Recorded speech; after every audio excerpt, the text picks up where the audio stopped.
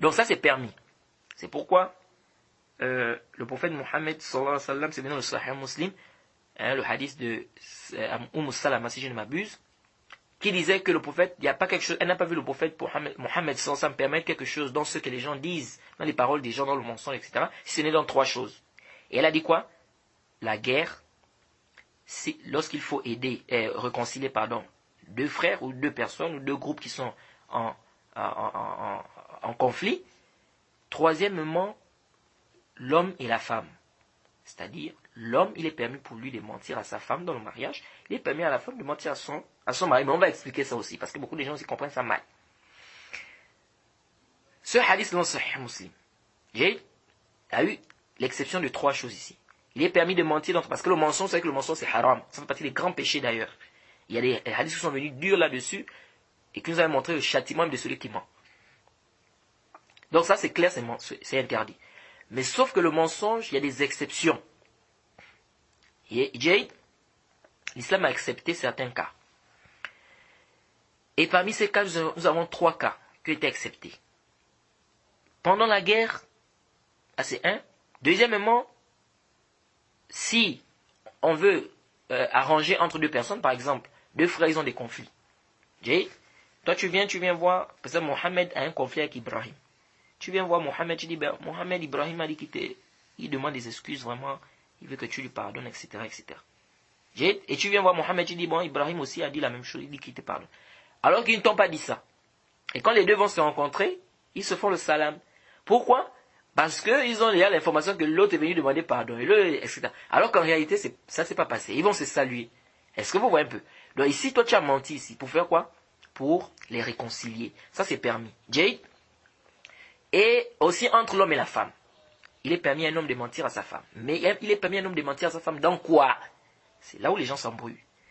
Il est permis à un homme de mentir à sa femme, pas dans les droits de sa femme. Pas dans les droits de sa femme. C'est-à-dire, si le mensonge ici vient pour enlever un droit, ou vient pour annuler un droit, ça c'est haram. Ça veut dire quoi? Parmi les droits de la femme, tu dois t'occuper de ta femme. Tu dois donner à manger à ta femme. Tu dois vêtir ta femme. Maintenant, la fin du mois est arrivée. Tu as eu le salaire, tu as eu l'argent. Tu prends l'argent, tu vas faire autre chose avec. Et après, quand la femme te demande que, mais chérie, c'est la fin du mois, il n'y a plus la nourriture, etc. Il faut préparer, il faut qu'on prépare, il faut qu'on fasse le marché. Tu dis à madame que non, je n'ai encore rien reçu, on ne m'a pas encore payé, je n'ai encore rien. Alors que tu as pris l'argent, mais tu es parti dépenser ça ailleurs. Et dans ton cœur, tu dis, le prophète a dit que c'est permis de mentir entre l'homme et la femme. Donc, il est permis pour moi, je peux mentir à ma femme ici, que je n'ai pas encore eu l'argent, il n'y a pas de problème, c'est jaiz. On dit là. Pourquoi? Parce que ici, là, ton mensonge, c'est un mensonge qui vient annuler un haq, qui vient annuler un droit. Et lorsque le mensonge vient pour annuler le droit de quelqu'un ici, c'est haram. Alors, donc, tu peux mentir dans quoi? Par exemple, de dire par exemple à ta femme, je n'ai jamais vu une femme aussi belle que toi, de toute ma vie. Ça, c'est un mensonge qui est permis entre l'homme et la femme. Alors que tu sais qu'il y a des femmes qui sont plus belles que ta femme que tu as déjà même rencontrée dans ta vie. Mais toi, tu dis non, je n'ai jamais vu une femme aussi belle que toi. La femme aussi qui est possible dit, je n'ai jamais vu un homme plus beau que toi. Ou bien, par exemple, la femme a préparé une nourriture. La nourriture n'est pas bonne. Mais toi, tu sais que si tu dis que la nourriture n'est pas bonne, ça peut faire mal à ta femme. Tu dis vraiment la nourriture là, tu as bien préparé ça. Alors qu'en réalité, tu sais qu'elle n'a pas. Donc ici, tu as menti. Donc ça, ce genre de mensonge-là, c'est ce mensonge-là dont il est question ici. Et non pas de mentir pour venir enlever un. Parce qu'il y a des gens qui comprennent le hadith là mal. On a dit qu'il peut mentir, donc il va venir mentir pour enlever les droits de la femme. Et voilà comment il fait souffrir sa femme. Et ça, c'est très dangereux, les frères. On doit faire très, très attention. Maintenant, ça me rappelle un débat que j'ai eu avec un frère. Parce que vous savez qu'il y a des savants, les savants divergent sur le fait de mentir. Est-ce que c'est vrai qu'il y a 3 cas où il s'est permis de mentir? Il y a certains savants tels que At-Tabari, ils disent qu'il n'est pas permis de mentir. Que ce soit l'homme et la femme, que ce soit dans la guerre, tout ça, c'est haram. Là, il y a juz. Ils disent quoi? Que c'est pas permis. C'est-à-dire, il n'y a aucune exception. Et ça me rappelle, comme je disais ici, ça me rappelle un débat que j'avais eu avec un frère. Machallah, un frère qui fait des efforts dans la religion. Et vraiment, je demande qu'Allah l'assiste, qu'Allah l'aide, qu'Allah le fortifie dans la foi et dans la continuité de la science. Alors, on a eu un débat une fois. Je disais que, mais le prophète a permis de mentir dans 3 cas. Il disait non, le prophète n'a jamais permis de mentir. Comment ça, le prophète interdit de mentir et puis il permet de mentir? Tu veux dire que le prophète se contredit? Non, le prophète a interdit le mensonge, il a interdit de mentir. Comment ça, tu dis encore que le prophète a permis ça? Il y a une contradiction. Est-ce que vous suivez? Et ça, c'est pas permis. Et vous voyez, à ce jour-là, c'est-à-dire à cette époque-là, vous savez, je n'avais pas encore bien lu le sujet, je n'avais pas encore bien compris le sujet. J'avais juste vu comme ça dans le livre de l'imam Nawawi qu'il est permis de mentir dans 3 cas. Hein, le livre Riyad al-Salihin, que nous tous on lit. J'ai vu ça et j'ai dit au frère, mais voilà l'imam Nawawi qui a dit il est permis de mentir. Il dit oui, c'est l'imam Nawawi qui a dit. C'est sa parole à lui, pardon. C'est sa parole à lui. Et nous avons des textes où le prophète interdit de mentir. Mais après, je pense quelques mois après, j'ai un peu fait des recherches sur le sujet et tout. Je suis revenu voir le frère, j'ai dit, mais attends, toi tu m'as dit que c'était interdit de mentir, non? Et tu as même dit qu'il y a tel cheikh qui a dit ça. Et moi j'ai l'audio du cheikh, où le cheikh parle sur le mensonge et il dit clairement que c'est permis de mentir dans 3 cas. J'ai l'audio du cheikh, si tu veux je te fais écouter.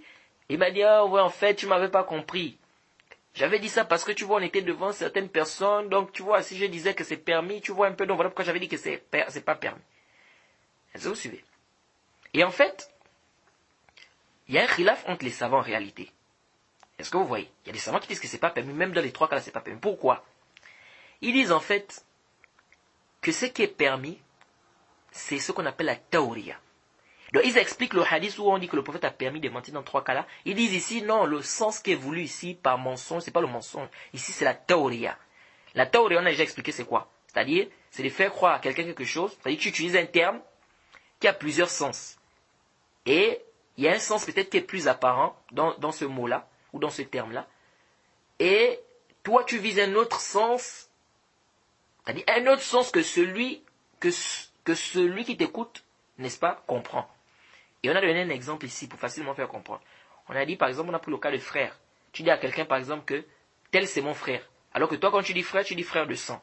Mais lui, quand il écoute frère, tout de suite, ce qui vient dans sa tête, c'est frère de sang. Et alors que toi, par exemple, tu parles de frère dans la religion, pardon. Toi, tu vises frère dans la religion. Mais lui, dès qu'il écoute, aussitôt, il pense que tu parles de frère de sang. Et après, il se renseigne, il se rend compte que non, c'est pas ton frère de sang. Il vient te dire, mais tu m'avais dit que c'était ton frère, alors que c'est pas ton frère de sang. Oui, je t'avais dit que c'était mon frère, et effectivement, c'est mon frère. Mais quand j'ai dit frère, moi, je voyais par là frère dans la religion. C'est mon frère musulman. Le prophète Allah a dit dans le Coran, pardon, que les musulmans sont des frères. Donc, c'est mon frère dans l'islam. Mais frère de sang, non. Et moi, quand je t'ai dit frère, je t'ai pas dit frère, je t'ai pas précisé, j'ai dit frère. Et ça, vous voyez, ça, on appelle ça at-tawriya. Donc, ils disent que c'est ce qui est permis, en fait. Mais le mensonge, ça, c'est haram. Mais ça, c'est pas sahih. Ça, c'est pas sahih, c'est pas juste. Pourquoi? Qu'est-ce qui fait le rad à ça? Ce qui vient faire le rad à cette parole, qui montre que cette parole-là n'est pas juste. Tout d'abord, quand le prophète a fait l'exception de 3 choses, ici, on ne peut pas dire que les 3 choses que le prophète a fait l'exception ici, c'est pas le mensonge, mais c'est la tawriya. Pourquoi? Parce que la tawriya, c'est permis dans tout. C'est-à-dire, il n'est pas permis de faire la tawriya seulement dans ces 3 choses-là. Non. Est-ce que c'est seulement dans les 3 choses-là qu'on a fait la tawriya? C'est-à-dire dans la guerre, si on veut réconcilier 2 personnes, ou bien entre l'homme et la femme. Non. C'est pas seulement dans les 3 choses-là qu'il est permis de faire la tawriya. La tawriya, c'est permis de faire ça dans toutes choses. Est-ce que vous suivez? C'est permis de faire ça dans toutes choses. Donc le fait que le prophète accepte 3 choses, ça veut dire qu'ici, ce n'est même pas la tawriya qui est voulue. Est-ce que vous suivez? Donc ça, c'est 1 déjà. Et puis 2, c'est venu dans le Sahih al-Bukhari, hadith authentique et clair. Lorsqu'on a tué Ka'b ibn Ashraf.